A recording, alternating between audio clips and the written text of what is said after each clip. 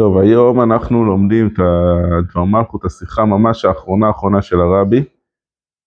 כי השיחה הזאת היא הייתה בתאריך כ"ה אדר ראשון, תשנ"ב, ויומיים אחרי זה, כ"ז אדר, אז הרבי עבר את האירוע מוחי מאוד חזק, ואחר כך המצב השתנה, מאז לא היה יותר שום דבר, שיחות ודברי תורה והתוועדויות. זה היה בזה כמה שלבים.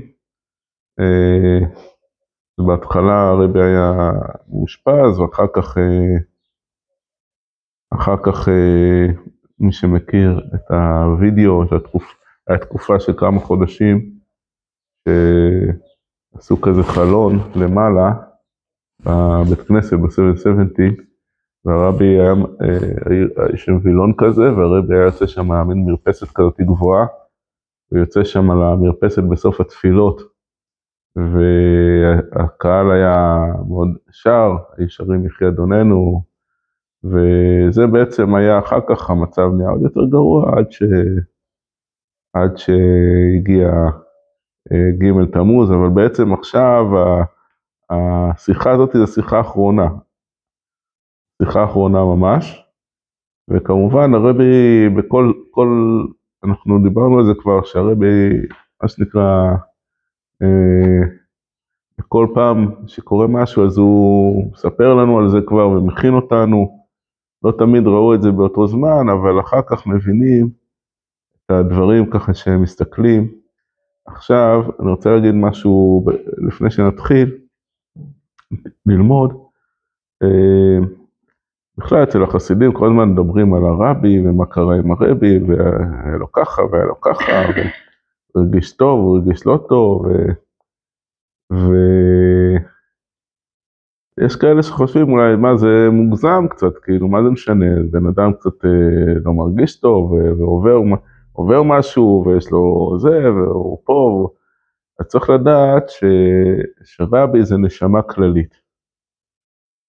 זה נשמה כללית, ונשמה כללית, כל מה שקורה אצלה, זה משפיע על כלל ישראל. אין אצלו עניינים פרטיים סתם. אני לא מרגיש טוב, אז מי סובל מזה? אני סובל מזה, אולי גם אשתי והסביבה הקרובה. אבל רבי זה נשמה כללית, וכל מה שקורה אצלו משפיע על כלל ישראל, ואין אצלו חיים פרטיים. אין דבר כזה.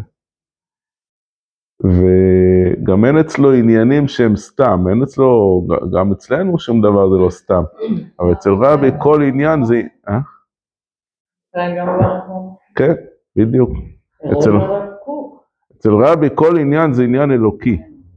אתה אמרת, יש לי שאלה, אמרת שהוא נשמה כללית, זאת תקופה שהוא עבר שאירוע מתחתים, מה היה אז בעם ישראל? יפה, אז בדיוק על זה אנחנו מדברים עכשיו. אז מכיוון שהרבי זה נשמה כללית, וכל מה שקורה איתו ואצלו, זה נוגע לכלל ישראל, ולא רק זה, אלא גם שהרבי מסביר לנו בהרבה מקומות, שהרבי זה הממוצע המחבר בינינו לבין האלוקות, כמו משה רבנו. בעצם כשבני ישראל במעמד הר סיני, הקדוש ברוך הוא דיבר לעם ישראל, אבל הם לא יכלו להכיל את זה. אז הם אמרו למשה רבנו, אתה תקבל את הדברים מהקדוש ברוך הוא, ואחר כך תוריד לנו את זה. אז משה רבנו בעצם החוליה המקשרת, הוא מקבל את כל האור אליו, ואחר כך הוא מתרגם ומוריד את זה אלינו. אז זה המשמעות של רבי, זה בעצם נשמה שדרכה יורד בעצם המסר האלוקי לכל עם ישראל. דרך אגב, נגיד בסוגריים, קראנו בשבת על פרשת כי תישא, חטא העגל, אז אנחנו רואים שאיך התחיל חטא העגל. זה לא התחיל מיד עם עבודה זרה. בהתחלה, משה רבנו עלה להר, הוא היה שם 40 יום, ואז כתוב שהם טעו בספירה, ורש"י מביא שם שהשטן הראה להם כאילו משה מת, היה ערבוביה, היה חושך וערבוביה בעולם, ואז מה הם אומרים שמה? הם אומרים, זה האיש משה, אשר העלנו מארץ מצרים, לא ידענו מה היה לו. נעשה לנו אלוקים אשר הלכו לפנינו. הם לא רצו להחליף את הקדוש ברוך הוא. הם רק רצו להחליף את משה, כי הם יודעים שחייבים הנהגה, מישהו שיוביל אותנו. הנהגה, הכוונה, זה לא רק מישהו שנלך אחריו ויקבץ את העם, אלא הנהגה, בעם ישראל, זה גם הנהגה רוחנית. זה מישהו שיעביר לנו את המסר הרוחני, כי אנחנו לבד לא יכולים לדעת את דבר השם. אז הם עשו את העגל. העגל הוא בעצם היה תחליף למשה רבנו. אחר כך מזה השתלשלה עבודה זרה. כי ברגע שעוזבים את ההנהגה האמיתית, את משה רבנו עצמו, אז אחר כך גם עוזבים את הקדוש ברוך הוא. זה הסדר. ברגע שאומרים לא צריך הרי כל הרבנים, כן, חכמי ישראל, בעצם הכוח שלהם זה בא ממשה רבנו. נכון? משה קיבל תורה מסיני, מסרה ליהושע, יהושע לזקנים, זקנים לנביאים. כל התורה שבעל פה זה בעצם המשך של משה רבנו. אז אם בן אדם אומר, אני רוצה את הקדוש ברוך הוא, אבל לא רוצה את החכמים, כן? לא מעניין מה כתוב בשולחן ערוך. אני רוצה את הקדוש ברוך הוא.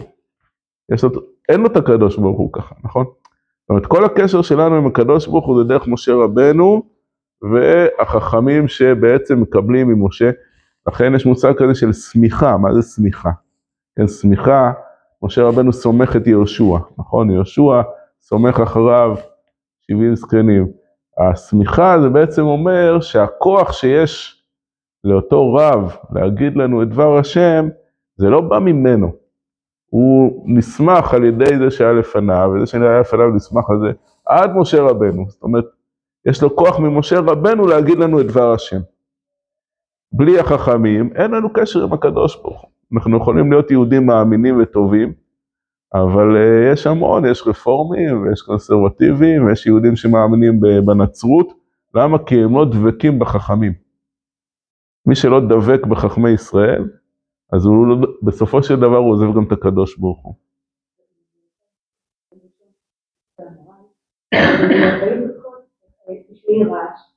מה היא רוצה לשמוע בזה? עכשיו הוא זה ממש כזה,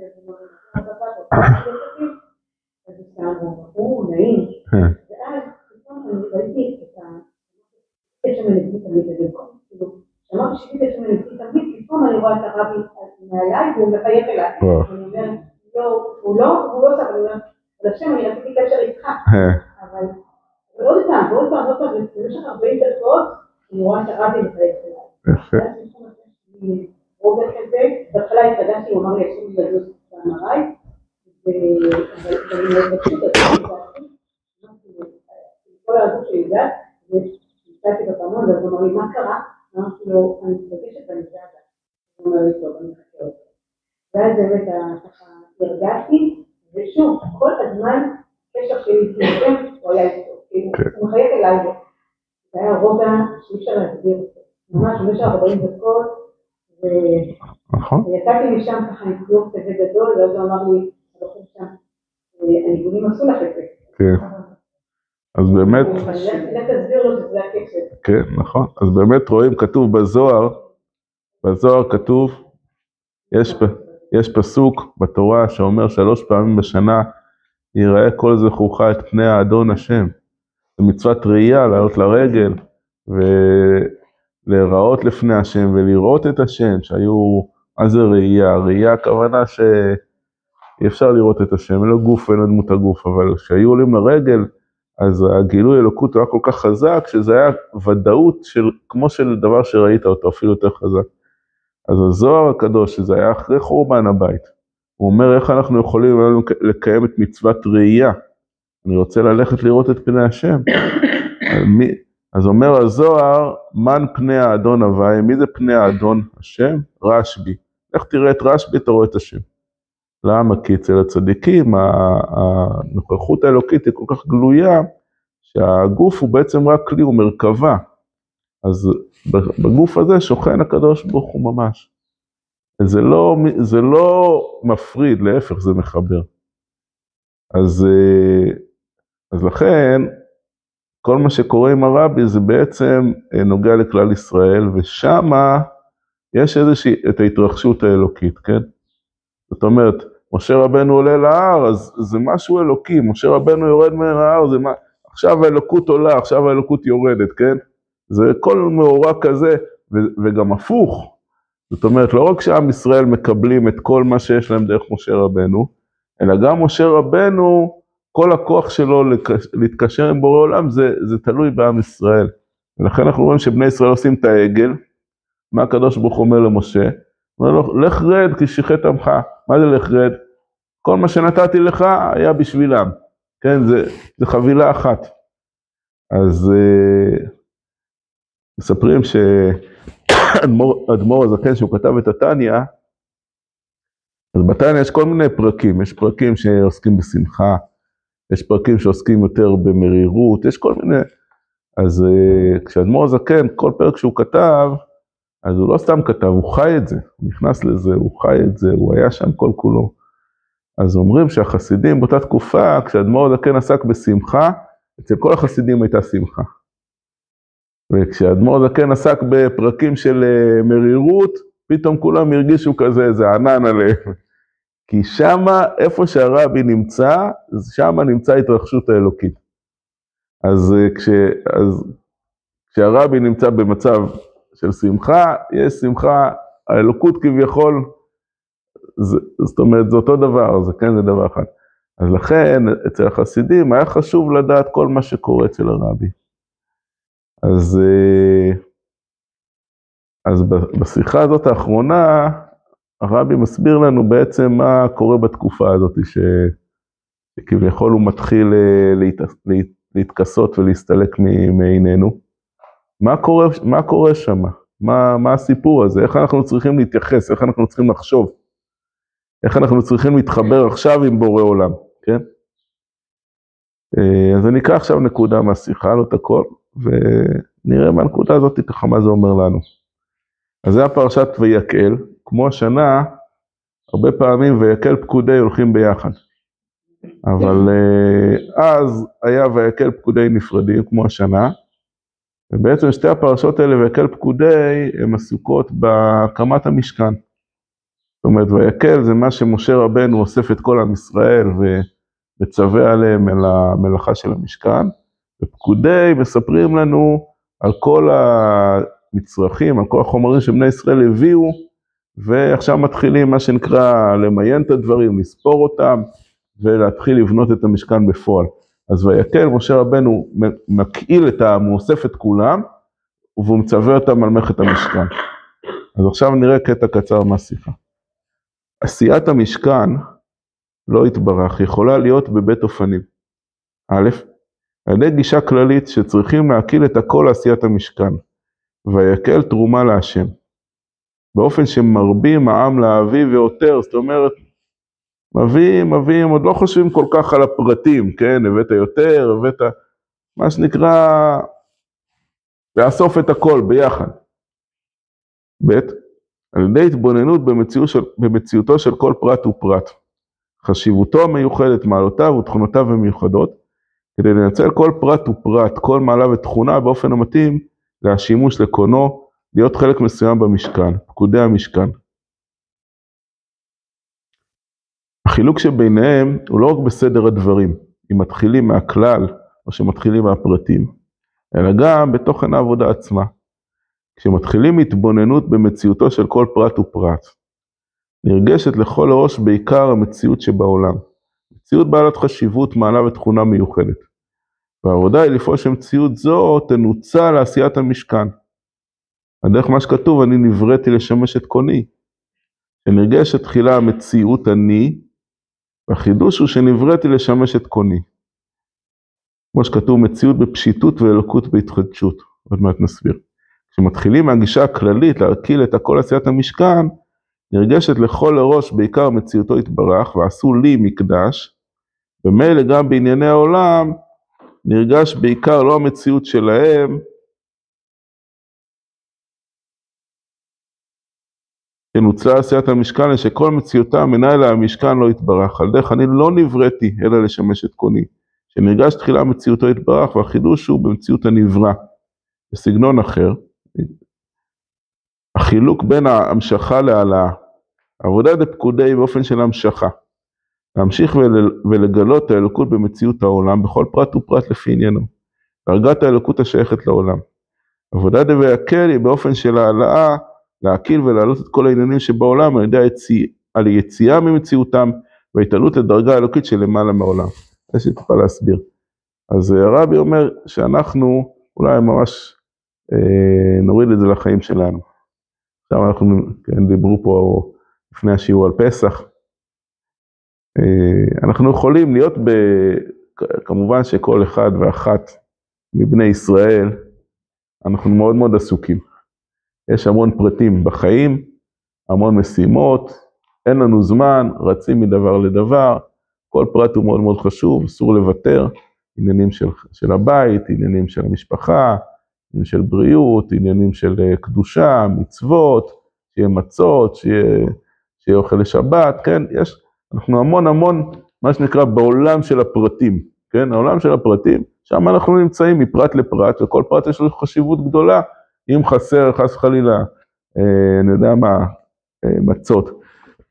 אז פסח זה לא פסח, אם היין, אם חסר, אם השולחן מתנדנד, כן? כל פרט הוא חשוב, כשעובדים את השם, אז אנחנו יודעים שהקדוש ברוך הוא מתייחס לפרטים, לכל פרט יש משמעות, לכל רגע בחיים יש משמעות, אסור לבזבז רגע אחד, וצריך לתת לכל זמן, לכל דבר, את החשיבות הגדולה שלו, כן? אנחנו רואים פה, צורך דוגמה, כן? השולחן מסודר, יש הרבה פרטים, כן? כל פרט הוא חשוב, מה יהיה, כן? חשיבה על הפרטים. בדרך כלל אנחנו מאוד מאוד מונחים ומונחות, בדרך כלל במקום הזה של הפרטים. הרבי אומר, זה העבודה של פקודי. פקודי זה בעצם, מה זה לפקוד? לפקוד כמו מפקד, נכון? מה זה מפקד? להתפקד, כן? מה זה להתפקד? זה בעצם לתת חשיבות לכל פרט, זה לא קבוצה, כן? זה לא קבוצה עכשיו שיש פה המון קהל גדול ביחד, אלא כל אחד הוא חשוב, כן? בצבא כשעושים מפקד, סופרים את כולם, נכון? כל אחד אומר את המספר שלו, ואופס, מישהו חסר, איפה הוא, כן? בעצם הפקידה היא נותנת חשיבות לכל פרט ופרט. יש כזה, חז"ל אומרים שדבר שבמניין אינו בטל. יודעים שיש בכשרות, אז יש כל מיני אופנים של ביטול, נכון? בטל ב-60, יש בטל ב-100, יש כל מיני, אם נפל טיפה של חלב, אז בודקים כמה יש בבשר, אז זה בטל ב-60, נכון? יש כל מיני דרגות של ביטול, בטל ב-100, בטל ב-200, אבל יש כזה כלל שדבר שבמניין אינו בטל. יש דבר שקונים אותו, למשל פירות. איך קונים פירות? לפי משקל, נכון? אני שם בקופה שקית עם תפוזים, אז כמה זה שוקל? 2 קילו, משנה. לא משנה כמה תפוזים יש שם, יש שם 10 תפוזים, יש שם 9 תפוזים, זה לא, זה נקרא, לא מסתכלים פה על הפרט, מסתכלים על הכלל, כן? אבל יש דבר שאתה קונה אותו, אתה לא קונה אותו במשקל, אתה קונה אותו במניין, בפרט, כן? לפי חתיכה, למשל, אני יודע מה, בקבוקי יין.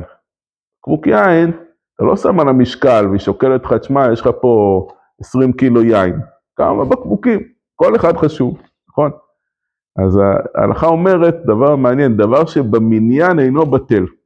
אם זה דבר שיש לו חשיבות כפרט, הוא לא מתבטל הכלל, כן?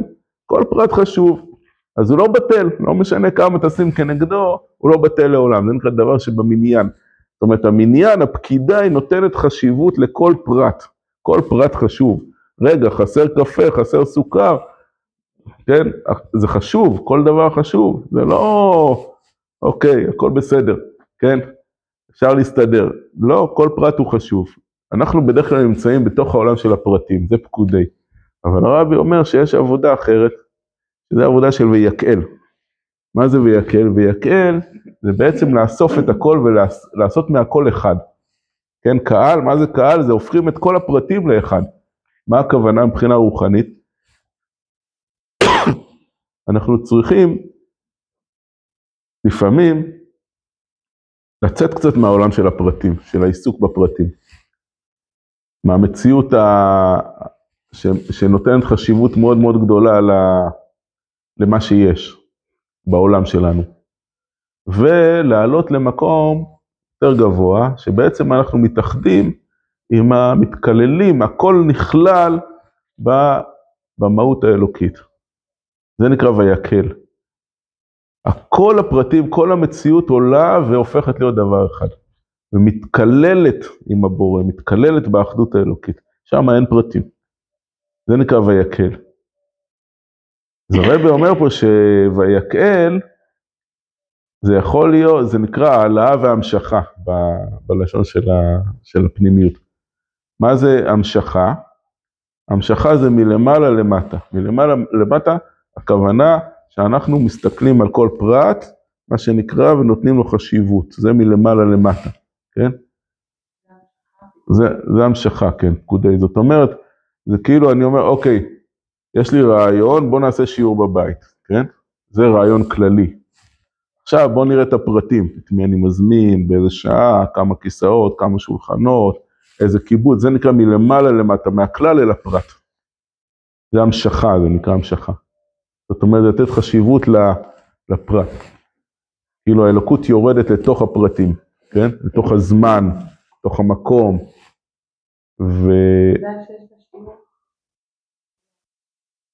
זהו, אז יש, זה המשכה. מלמעלה, מה זה העלאה? העלאה זה הפוך, העלאה זה אומר שאנחנו כאילו יוצאים מהעולם של הפרטים, ואנחנו עולים, העלאה, אנחנו מעלים את התודעה שלנו למקום יותר גבוה, למקום של חיבור ואחדות עם בורא עולם. שם אין זמן. כן, בדיוק. אז העלאה זה באמת, זה לחזור כאילו למקור, לחזור למקור האלוקי האינסופי האחדותי, לצאת מהמציאות, להתעלות למקום שהוא מעל פרטים. אז הרבי אומר לנו דבר מעניין, שאם ויקל פקודי הם מחוברות, כן, זה שתי פרשות שהן אחת, אז אנחנו מבינים ששתי העבודות האלה של העלאה והמשכה, הם בעצם שני שלבים. אנחנו, למשל, התפילה בבוקר, מה זה תפילה? תפילה זה העלאה, כן, זה כמו קורבן, נכון? הקורבן הוא עולה, הוא הופך ממציאות גשמית, הוא עולה למציאות רוחנית ונכלל באור האלוקי. זה הרעיון של הקורבן, זה יסוד האש, כן, האש היא רוצה לעלות למעלה, היא רוצה לעלות ולחזור למקור האלוקי שלה. ככה כתוב בתניא, שהנשמה משתוקקת להתקלל, לכן היא נקראת קלה, אנחנו נקראים הקלה, הקדוש ברוך הוא נקרא חתן. מה זה חתן?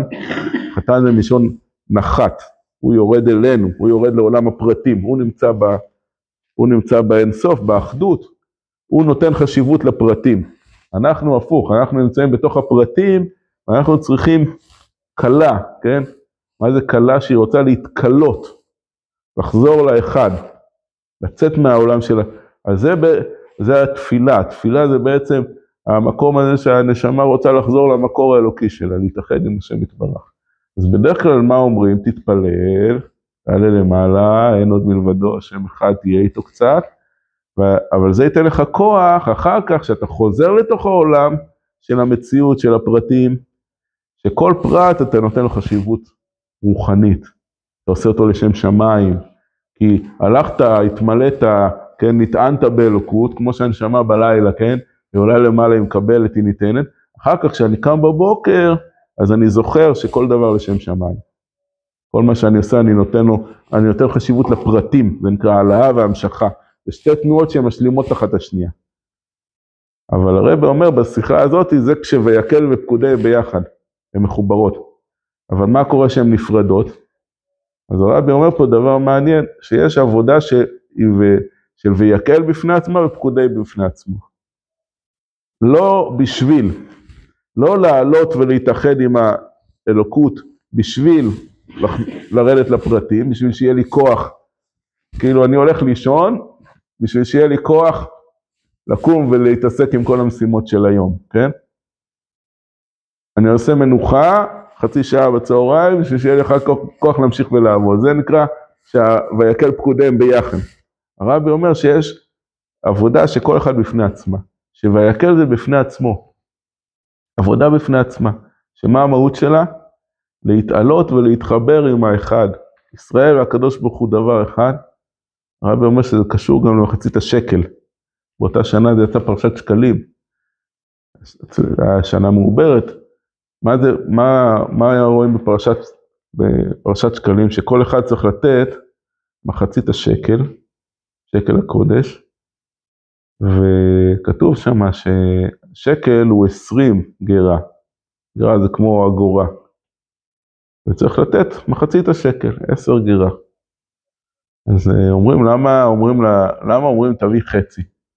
בדרך כלל, בקדושה צריך להביא שלם, לא חצי, נכון? להביא למישהו חצי בקבוק יין, חצי חלה, זה לא מתאים, שים על השולחן מנה שכבר מישהו אכל חצי, זה לא מתאים. אתה רוצה לקדושה, הכל צריך להיות שלם. כלים שלמים, הכל צריך להיות שלם. מה זה פתאום החצי, מחצית השקל הזה? אז המחצית השקל, המסר שלה, זה שאתה רק חצי. ומתי אתה נהיה שלם? אתה מתחבר עם הקדוש ברוך הוא, או עם יהודי שני. חצי ועוד חצי, כתוב, יש תורה של המגיד ממזריץ', הוא אומר, עשה לך שתי חצאי צורות. חצוצרות, שתי חצוצרות, שתי חצאי צורות. אז הוא אומר שמה זה חצאי צורות? שאתה חצי והקדוש ברוך הוא חצי. וכשאתה מתחבר עם הקדוש ברוך הוא זה נהיה שלם. הוא צריך אותי ואני צריך אותו. אני צריך אותו כי השלמות שלי זה רק כשאני דבק בבורא עולם, רק אז אני נהיה אחד. הוא צריך אותי כי בלעדיי הוא לא יכול להתגלות פה בעולם במציאות. אז המחצית השקל, הרבי אומר שזה כמו העניין של ויקל, זאת אומרת שאנחנו מעלים את כל הכוחות שלנו ומתחברים לקדוש ברוך הוא, יוצאים, מתנתקים קצת מהמציאות, מעלים את התודעה שלנו למקום אחדותי, למקום גבוה, למקום שלם. אין שם בעיות, יש שם רק טוב, רק אור, רק שמחה, רק אלוקות. יוצאים מהסדר יום, מהלוח זמנים, מהמשימות. פשוט נכנסים לאיזשהו העלאת הנשמה, להעלות את התודעה שלנו למקום העליון. והרבי אומר שצריך לעשות את זה, צריך לעשות את זה לא רק בשביל שזה ייתן לי כוח אחר כך להמשיך, אלא זה עניין בפני עצמו. זה עניין בפני עצמו, זה מקום של קשר אמיתי וחיבור לקדוש ברוך הוא, שהוא צריך להיות חלק מהחיים שלנו. והרבי אומר לנו, אני חושב, זה רמז מאוד מאוד ברור, הוא אומר את זה, זה מוזכר פה כמה פעמים בשיחה, הרבי מזכיר בשיחה כמה פעמים את הביטוי הזה, לצאת מהמציאות. ואני חושב, כמו שהתחלנו בהתחלה, שאמרנו שאנחנו הולכים עם הרבי, כי הרבי זה הנשמה כללית של עם ישראל. ומה שקורה איתו זה נוגע לכלל ישראל, וגם זה נוגע לאלוקות. אז אם הרבי כאילו יוצא קצת, כן, מה הוא עשה בעצם? הוא יצא מהעולם, כן? לפני כן הרבי מאוד מאוד, סתם דוגמה, לוקחים אגרות קודש, ספר אגרות קודש של הרבי. מה רואים שם? איך הרבי יורד לפרטים, נכון? אחד שואל אותו על בריאות, אחד שואל אותו על פרנסה, אחד שואל אותו על עבודה, אחד שואל אותו על שום בית, אחד שואל אותו על חינוך. הרבי יורד לפרטי פרטים, ממש הוא, מה שנקרא, נוגע לו כל פרט ופרט. כל דבר שהרבי עשה כל מיני פעולות בעולם, אז הכל ממש, הרבי נתן הדרכות לפרטי פרטים. כל פרט חשוב. זה מה שנקרא פקודי, כן? ופה פתאום הרבי אומר, אני עכשיו, מה שנקרא, אני יוצא מהעולם של הפרטים, כן? אני הולך למקום גבוה, למקום של התאחדות עם אלוקות, והרבי אומר, אני מזמין אתכם כאילו לבוא איתי. תעלו איתי ביחד, כן? זה לא סתם, נשמה כללית עולה למעלה, זה בשביל לתת כוח לכל עם ישראל לעלות למעלה.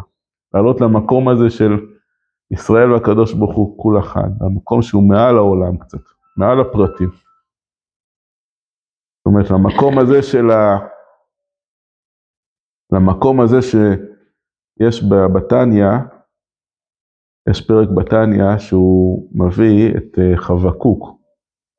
חבקוק הנביא, כתוב במדרש, היו כמה חכמים שכל אחד רצה להגיד מה היסודות של התורה. אם אתה רוצה תתמצת לי את כל היהדות, כן? למילה, למשפט. אז יש שם כל מיני, יש כאלה אמרו 10 ו5, כל מיני דברים יסודיים, כן? יש לנו 13 עיקרים, אבל בא חבקוק מדן על אחת. מה? צדיק באמונתו יחיה. זה חבקוק. אז התניא אומר, מה זה צדיק באמונתו יחיה? שבן אדם מתחבר זה בדיוק העניין של ויקהל. מה זה אמונה?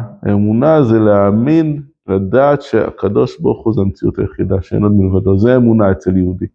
כשאומרים אצל יהודי אמונה, זה לא רק להאמין שהקדוש ברוך הוא, שיש בורא עולם, אלא זה להאמין שאין עוד מלבדו, זה עכשיו, מה צדיק באמונתו יחיה? זה לא רק שהוא מאמין בזה, אלא הוא מכניס את זה לתוך החיים שלו, עד כדי כך שהוא מרגיש שאין עולם, יש רק את הקדוש ברוך הוא. זה נקרא צדיק באמונתו יחיה, זה הופך להיות החיים שלו. והתניא אומר, בא חבקוק ומדן על אחת. חבקוק אומר, זה היסוד של היהדות. אם אתה תצליח להיות פעם ביום, או פעם בחצי יום, או פעם בכמה ימים, להיות בתודעה כזאת של אלוקות, של התאחדות מוחלטת עם בורא עולם, הרבי נותן לזה כוח, לכן הוא עלה לשם, בשביל שאנחנו נוכל גם כן לעלות למקום הזה. אז הוא אומר, זה היסוד, זה ייתן לך כוח, זה ייתן לנו את הכוח לכל שאר הדברים, להתמודד עם כל שאר האתגרים שלנו. אז במילים פשוטות, אנחנו נמצאים עכשיו תמיד, אבל בפרט עכשיו לקראת פסח, אנחנו נמצאים המון בעולם של פרטים. הפרטים האלה מאוד מאוד חשובים. כמובן צריך לתת חשיבות ולא לוותר על שום פרט, אנחנו רוצים שהכל יהיה מושלם. אבל גם אפשר ללכת לאיבוד בתוך הפרטים האלה, בתוך העולם של הפרטים. הוא אינסופי, העשייה אינסופית, זה לא נגמר. תמיד רוצים עוד ועוד ועוד ועוד. והרבי אומר שאם רוצים להביא את הקדוש ברוך הוא לתוך העולם, כן? התפקיד שלנו זה לחבר את האחד עם הפרטים. זה נקרא לעשות לקדוש ברוך הוא דירה בתחתונים. זה לא מספיק שאנחנו מקדשים את הפרטים, אנחנו חייבים להביא לתוך העולם גם את הבורא בעצמו. כן? צריך לעשות לו דירה, ובדירה כל פרט חשוב, אבל צריך גם להביא את בעל הבית, צריך להביא את הדייר, נכון? לפעמים מישהו בונה בית, ומרוב שהוא רוצה שהבית יהיה מושלם, הוא אף פעם לא נכנס לבית. כי תמיד צריך עוד משהו ועוד משהו ועוד אין לזה סוף, תמיד אין לזה סוף. אז נכון שהפרטים הם מאוד חשובים, אבל צריך גם להביא את בעל הבית לתוך הדירה. צריך לפתוח לו את הדלת, תיכנס.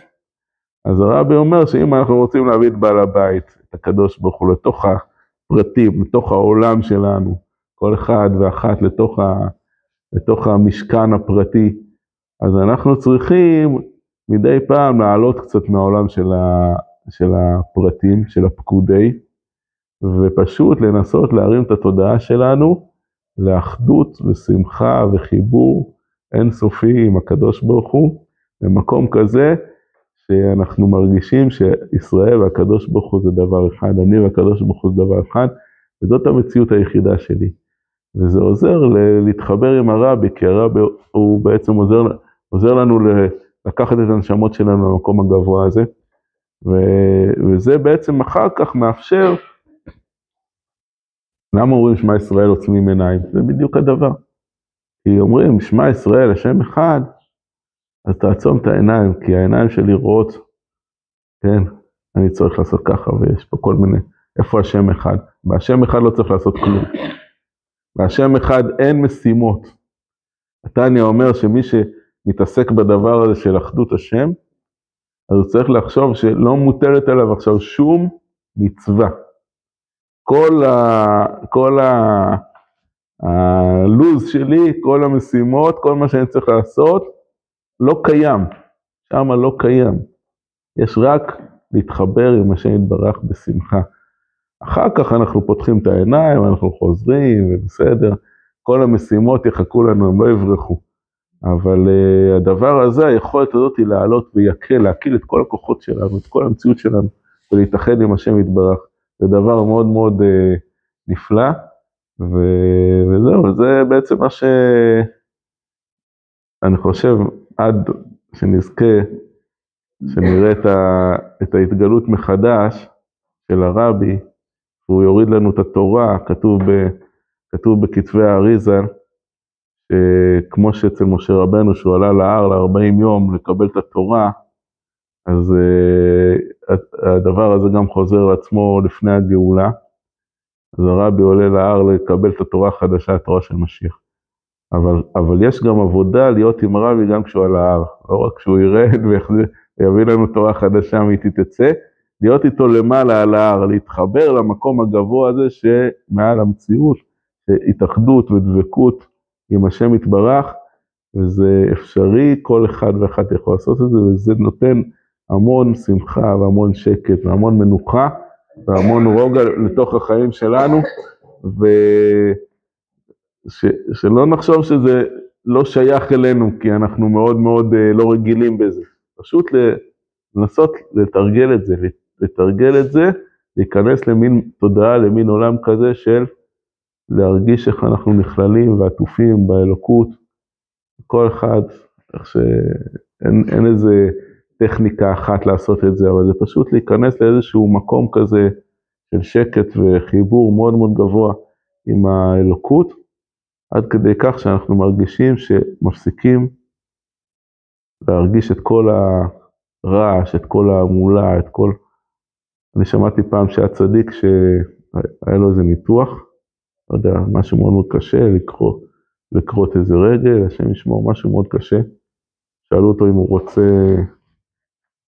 הרדמה, משהו לא צריך הרדמה, אבל הוא רוצה כמה דקות, כן? והוא התחיל לשיר איזה ניגון. פשוט נכנס לתוך הניגון, גם מסוים הוא סימן שיכולים לעשות את הניתוח, פשוט לא הרגיש. אז אמנם אנחנו לא, כמובן לא במקומות האלה, אנחנו לא רחוקים מזה, אבל במידה מסוימת, כן, במידה מסוימת אפשר, זה ההוראה של הרבי האחרונה, להתחבר לאלוקות, להרגיש שאני והקדוש ברוך הוא זה אחד, להרגיש שאין לי דאגות ואין לי תרדות ולא מוטל עליי כלום, הכל בעיניים שלו יסדר את הכל, הכל בסדר, יכול בביטחון, להשליך עליו את הכל, הוא יסדר את כל העניינים, הכל בסדר, הכל בעיניים שלו. אחר כך אנחנו חוזרים, הכל בסדר, אין דאגה, אצלנו אין דאגה שאנחנו נהיה שם, שאנחנו נשכח את העולם, אין דאגה, אנחנו נחזור למציאות, הכל בסדר. אז זה נקרא, בלשון של החסידות, זה נקרא, יש כזה מושג, הרבי מזכיר את זה פה, יש מושג שהמציאות היא בפשיטות והאלוקות בהתחדשות. ויש מושג שהאלוקות בפשיטות והמציאות בהתחדשות. זאת אומרת, יש מושג שהמציאות זה דבר מובן מאליו, בטח, אני צריך ללכת ונגמר החלב, זה מובן מאליו. וזה שהקדוש ברוך הוא גם נמצא פה בתמונה, זה חידוש, שכחתי את זה לרגע, כן? אבל יש מצב הפוך, שהאלוקות זה המציאות המובנת מאליו. עד כדי כך ששכחתי בכלל מה צריך, מה המצב, אם יש חלב או אין חלב. אז לפעמים שעולים למקום הזה של הויקל, אפשר להגיע למצב כזה שהאלוקות זה הדבר הפשוט והמובן מאליו. ומה שיש כל מיני בעיות שצריך לפתור אותם. אנחנו לרגע, מותר לנו לשכוח את זה לשנייה. אחר כך אנחנו נחזור ונזכר בזה ונטפל בכל הדברים. וזה בעצם לחבר את הקדוש ברוך הוא עם החיים שלנו. אז בעזרת השם זה... אמן ואמן. נכון, והוא העלה איתו את כל עם ישראל, למקום שהוא למעלה נכון, למקום העליון, של דבקות והתאחדות עם קדוש ברוך הוא, נכון, זה הנקודה, זה הנקודה. שאלה, מאיפה ההשגה של תורה חדשה? כתוב, חז"ל אומרים את זה, תורה חדשה, כתוב תורה מאיתי תצא, כתוב במדרש. הרי יהודה אומרים שהתורה לא תתמלא.